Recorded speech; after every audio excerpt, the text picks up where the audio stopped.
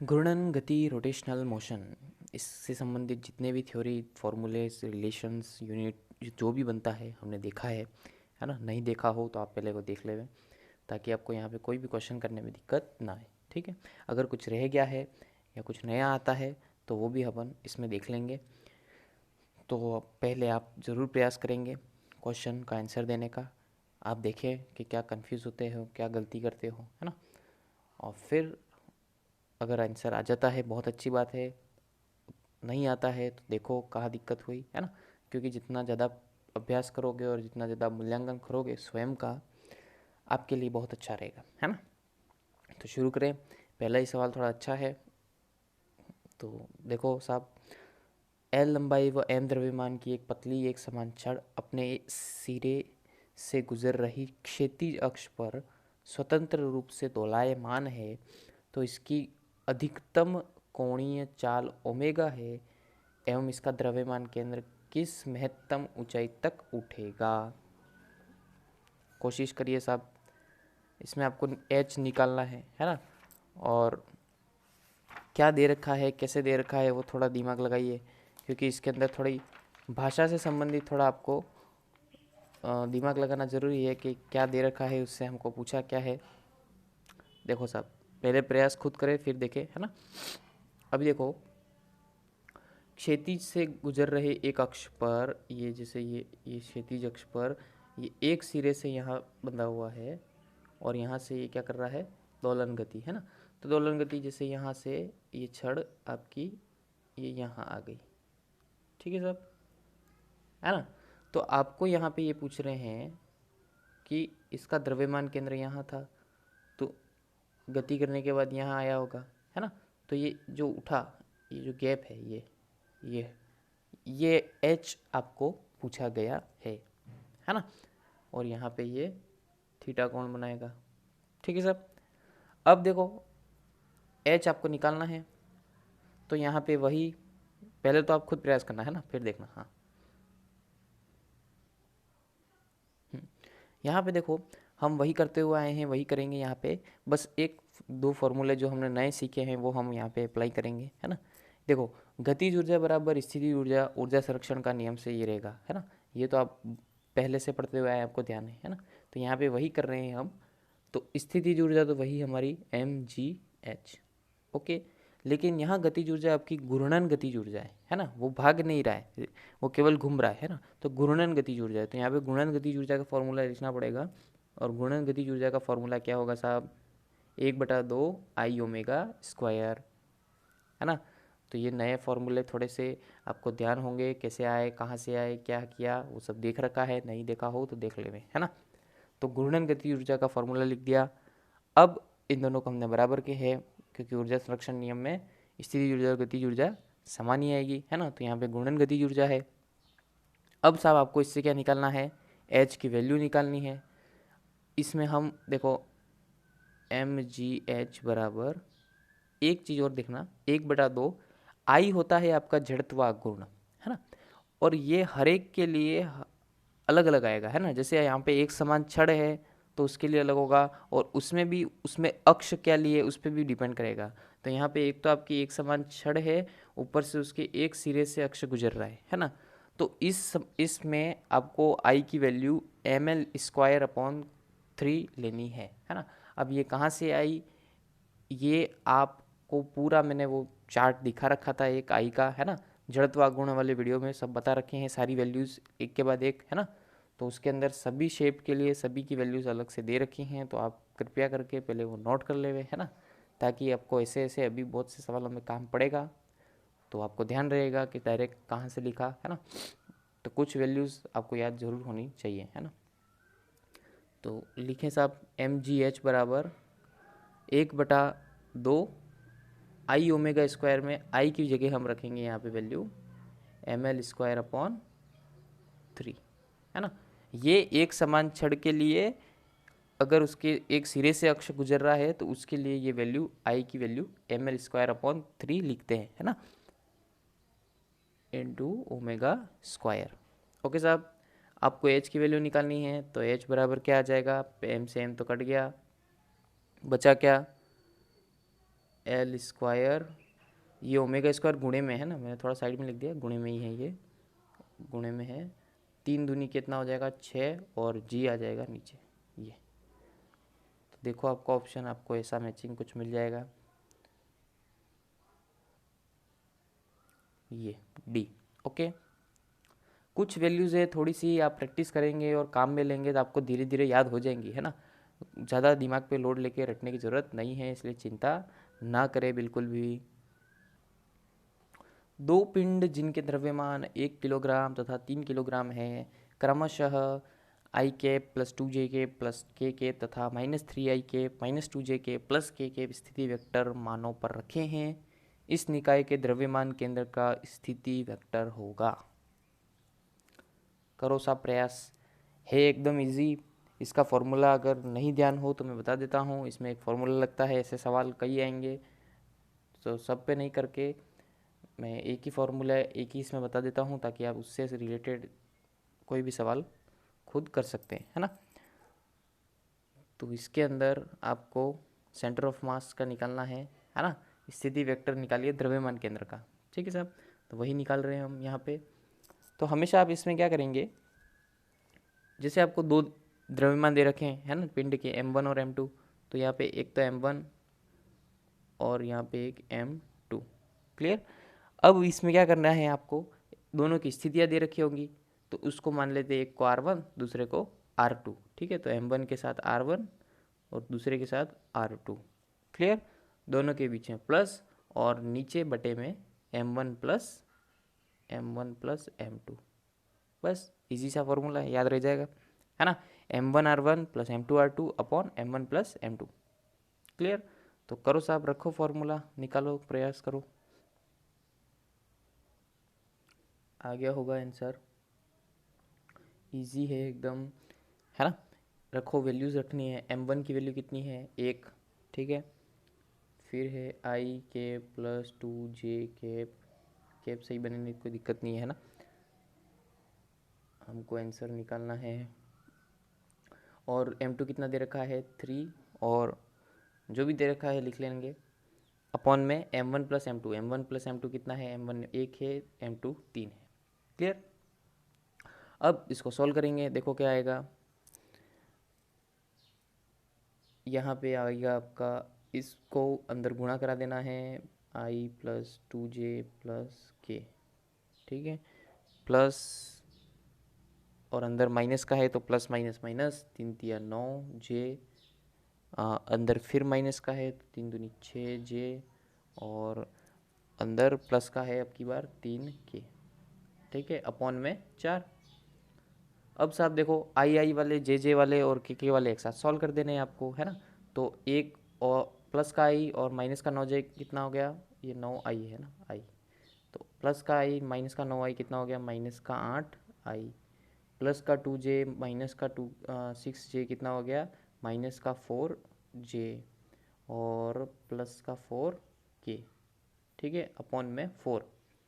अब आपको साफ दिख रहा होगा कि सभी में 4 कॉमन ऊपर लिया जा सकता है ना, जो कि नीचे जो 4 है उससे कट जाएगा। तो आपका सीधा सीधा जो आंसर बनता है वो आ जाएगा, क्या आ जाएगा, -2i माइनस जे प्लस के, ठीक है। 4 कॉमन ले लिया ऊपर से, जो नीचे वाले 4 से सीधा कट गया। ओके, तो देखो ऑप्शन, ये आ गया हमारा ऑप्शन नंबर ये। क्लियर। फॉर्मूला ध्यान रखेंगे, है ना, बेसिक सा फॉर्मूला है। आगे देखो साहब, एक पिंड का किसी दिए गए अक्ष के परितः जड़त्वाघूर्ण 2.4 किलोग्राम मीटर स्क्वायर है। 750 जूल घूर्णन गतिज ऊर्जा उत्पन्न करने के लिए 5 रेडियन प्रति सेकंड स्क्वायर का कोणीय त्वरण इस अक्ष के परितः कितने समय के लिए आरोपित करना होगा। देखो, थोड़ी भाषा पढ़ते हैं तो अपने को ऐसा डर सा भी लगता है, और मतलब लगता है अजीब सा कि क्या बोलना चाह रहा है, क्या करना है ना।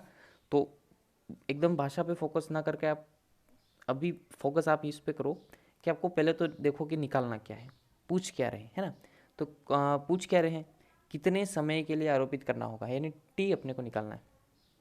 क्लियर। अब टी किन किन फॉर्मूलों से निकल सकता है, आपको दे क्या क्या रखा है वो नोट कर लो एक बार तो, है ना। फिर उससे देखो आप कि इससे क्या मैं फॉर्मूला लगाऊं कि जो मेरे को चाहिए वो आ जाएगा, है ना। तो एक बार आप प्रयास करो, फिर मैं बताता हूँ। देखो साहब, घूर्णन गतिज ऊर्जा आपको दे रखी है ना। तो घूर्णन गतिज ऊर्जा आपको कितनी दे रखी है, 750 जूल। तो एक तो आप इतना आइडिया लगा सकते हो कि मैं घूर्णन गतिज ऊर्जा का फॉर्मूला लगा के उसके अंदर बराबर में 750 रख के कुछ ना कुछ वैल्यूज़ तो निकाल सकता हूँ, है ना। उसके अंदर आपको उसके साथ एक जड़त्व आघूर्ण भी दे रखा है ना। जड़त्व आघूर्ण यानी कि आई, है ना। तो आई की वैल्यू भी आपको दे रखी है, तो इससे भी आप बहुत कुछ निकाल सकते हो। तो प्रयास ज़रूर करो, आप अभ्यास करो। ऊर्जा का पहले तो फॉर्मूला लिखो, 1/2 आई ओमेगा स्क्वायर बराबर 750। ठीक है।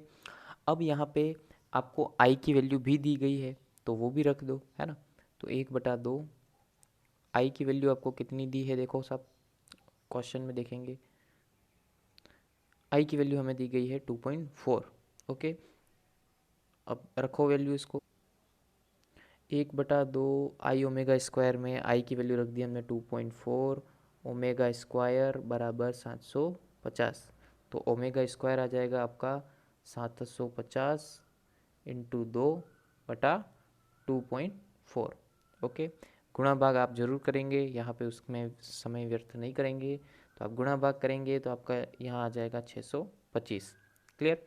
अब 625 ओमेगा स्क्वायर की वैल्यू आई है, हमको ओमेगा की वैल्यू चाहिए, तो ओमेगा बराबर आ जाएगा √625, और √625 की वैल्यू आपको ध्यान होगी कितनी होती है, 25।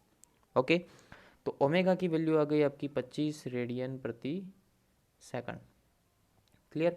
अब यहाँ पे हमको निकालना क्या है, टी, है ना। यहाँ पे हमको क्या निकालना है, टी निकालना है। और हमको ओमेगा पता है, तो लगाओ दिमाग कि क्या करें अब कि टी आ जाए। कौन सा फॉर्मूला लगाए, सोचो। देखो, इसका जवाब भी आपको सवाल से ही मिलता है, हमेशा सवाल में जो दिया है उसी से रिलेटेड कोई ना कोई फॉर्मूला लगता है। तो सवाल में आपको दे रखा है 5 रेडियन प्रति सेकंड स्क्वायर का कोणीय त्वरण, है ना। इसका मतलब आपको कोणीय त्वरण यानी कि क्या होता है, अल्फा। अल्फा की वैल्यू आपको दे रखी है। तो आप हल्का सा दिमाग लगाओ, अल्फा और ओमेगा और टी में क्या रिलेशन बैठेगा, है ना। अल्फा क्या होता है, एक प्रकार से कोणीय वेग में परिवर्तन बटा समय, है ना। तो कोणीय वेग में परिवर्तन या कोणीय वेग बटा समय, ऐसा भी बोल सकते हो आप, है ना।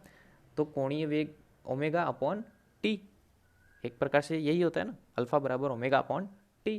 तो बस आ गया हमारा आंसर। निकालो कैसे करोगे, अल्फा बराबर, इसी में बता देता हूँ, अल्फा बराबर ओमेगा अपॉन टी। ओमेगा हमने अभी निकाला, कितना आया, 25। क्लियर। अपॉन टी कितना दे रखा है, 5। अच्छा, टी तो निकालना है, चलो ठीक है। तो अल्फ़ा हमको दे रखा है, सॉरी। तो अल्फ़ा कितना दे रखा है, 5, है ना। 5 बराबर 25 अपॉन टी। अल्फ़ा हमको दे रखा है, टी हमको निकालना है, तो इसको इधर ले जाओ, टी को इधर रह जाएगा, 25/5 हो जाएगा। 25/5 होता है 5, है ना। तो टी कितना आ गया आपका, 5। क्लियर। तो आंसर आ गया हमारा 5। समझ में आया, कहीं कोई दिक्कत नहीं आएगी। जो आपको वैल्यूज़ दे रखी है उनसे रिलेटेड ही आपको फॉर्मूले लगाने हैं, आपसे हो जाएगा, है ना। थोड़ा सा अभी ये सबसे इसको थोड़ा टफेस्ट चैप्टर्स में एक मानते हैं, तो टफ है तो उसके लिए थोड़ी मेहनत भी अच्छी वाली करनी पड़ेगी, है ना। तो आप जितना अभ्यास करेंगे हो जाएगा। अभी बहुत से अपन सवाल दिखेंगे, है ना। तो आपसे लास्ट में जाते जाते आपसे सवाल होने लग जाएंगे ज़रूर, है ना। लेकिन एक ही टाइप के सवाल 10-10 बार या 10-10 बार वही नहीं करा सकते, है ना। तो एक टाइप का क्वेश्चन अगर एक करा दिया है तो आपकी जिम्मेदारी बनती है कि ऐसे क्वेश्चन फिर आप देखें, खुद करने का प्रयास करें, है ना। ठीक है, क्योंकि आप खुद जितनी प्रैक्टिस करोगे उतना आपके क्लियर होता जाएगा। ओके साहब, आगे देखें।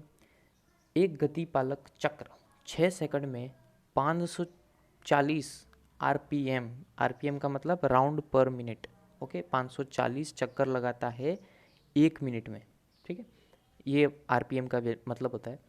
तो इसकी चाल प्राप्त कर लेता है। इसका कोणीय त्वरण होगा, आपको निकालना है कोणीय त्वरण, अल्फा की वैल्यू निकालनी है। कोशिश करो, कैसे होता है।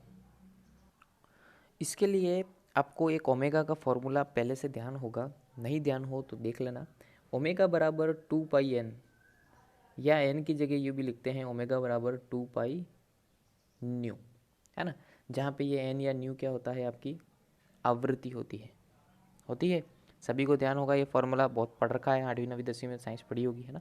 तो n और न्यू क्या होता है, आपकी आवृत्ति होती है। और आवृत्ति अब जिसे यहाँ पे हम समय सेकंड में ले रहे हैं, तो आवृत्ति भी सेकंड में लेंगे, ठीक है साहब। आवृत्ति का मतलब ही होता है, जैसे यहाँ पे हम समय सेकंड में ले रहे हैं, तो सेकंड में ले रहे हैं, इसका मतलब एक सेकंड में कितने चक्कर लगाए, वो आपकी आवृत्ति होती है ना। तो एक सेकंड में चक्करों की संख्या आपकी आवृत्ति है, ठीक है। क्योंकि यहाँ पे हम समय सेकंड में ले रखे हैं, ये 6 सेकंड दे रखे हैं, तो यहाँ पे आपको 540 राउंड पर मिनट दे रखा है ना। लेकिन हमें कितनी चाहिए, एक सेकंड में चक्करों की संख्या। तो आप निकाल सकते हैं, कैसे निकालोगे, देखो, एक मिनट का मतलब कितने सेकंड होते हैं, एक मिनट में कितने सेकंड होते हैं, 60। तो 60 सेकंड में अगर राउंड लगते हैं 540, तो एक सेकंड में कितने लगेंगे, 540/6, कट गया, कितना आ गया, 6 9 54। तो एक सेकंड में चक्करों की संख्या कितनी आ गई, 9। ओके, अब देखो साहब क्या करेंगे, हमारा उद्देश्य है कोणीय त्वरण अल्फा निकालना, ठीक है। अल्फा का फॉर्मूला अभी हमने देखा था ω/T, है ना। वही फॉर्मूला यहाँ पे वापस लगा रहे हैं, बस ओमेगा की जगह हम क्या रख रहे हैं, 2πn/T, क्लियर। 2πn में 2πn हमने कितना निकाला अभी, एक सेकंड में चक्करों की संख्या कितनी है, 9, है ना। तो 9/T, टी कितना दे रखा है आपको, 6 सेकंड।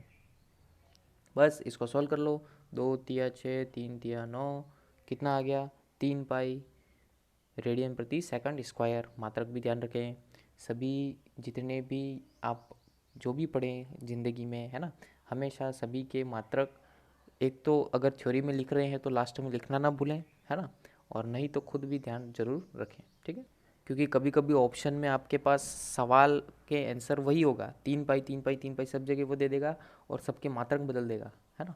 तो आपको मात्रक भी सभी का ध्यान होना बहुत ज़रूरी है। तो यहाँ पे आपका आंसर आ गया 3π रेडियन प्रति सेकंड स्क्वायर। ओके, आगे देखो, किस स्थिति में कोणीय वेग उपयोगी है, किस स्थिति में कोणीय वेग उपयोगी है, जबकि वस्तु घूर्णन कर रही है, वस्तु का वेग सरल रेखा में है, वस्तु का त्वरण सरल रेखा में है, या उपरोक्त में से कोई नहीं। तो ये तो एकदम सिंपल सी बात है ना, कि कोणीय वेग कब उपयोगी होगा, जब वस्तु क्या कर रही हो, गोल गोल रानी किता किता पानी, है ना। तो जब वस्तु घूर्णन कर रही है ना, तब आपका कोणीय वेग उपयोगी होगा। बाकी सरल रेखा में तो कोई रोल नहीं है, सरल रेखा में कोई रोल नहीं है ना। यदि रेखीय वेग नियत रहे तो कोणीय वेग किसके समानुपाती होगा। तो सीधी सी बात है भाई साहब, यहाँ तो आप क्या करोगे, कोणीय वेग का फॉर्मूला लगा दो। क्या है, ये रिलेशन वाले फॉर्मूले आपने पढ़े होंगे, नहीं पढ़े हों तो कृपया पढ़ लें, है ना। तो हमने ये देखा था v बराबर ω/r, देखा था। हमेशा ये याद रखना, मतलब ये कोणीय वाले वेग हो चाहे त्वरण हो, है ना, विस्थापन हो, उसमें हम r का गुणा करते हैं तो रेखीय वाला हमको मिल जाता है ना। तो कोणीय वेग ओमेगा बराबर v/r, तो ओमेगा किसके समानुपाती होगा, 1/r। तो हमारा आंसर हो गया 1/r। ओके, कुछ आसान, कुछ कठिन, कुछ मीडियम, सभी प्रकार के जितने भी अलग अलग टाइप के क्वेश्चंस है सभी हम देखेंगे, है ना। ये तो शुरुआत है, बहुत से सब देखेंगे अभी। तो आप तब तक अभ्यास करते रहें, पढ़ते रहें, अपने लेवल पे जो क्वेश्चन जैसे किए हैं वैसे और भी क्वेश्चन देखें, है ना। और बेसिक जो फॉर्मूले हैं उनको कृपया ज़रूर याद रखें, ठीक है। तब तक पढ़ते रहो, मस्त रहो, खुश रहो। Thank you.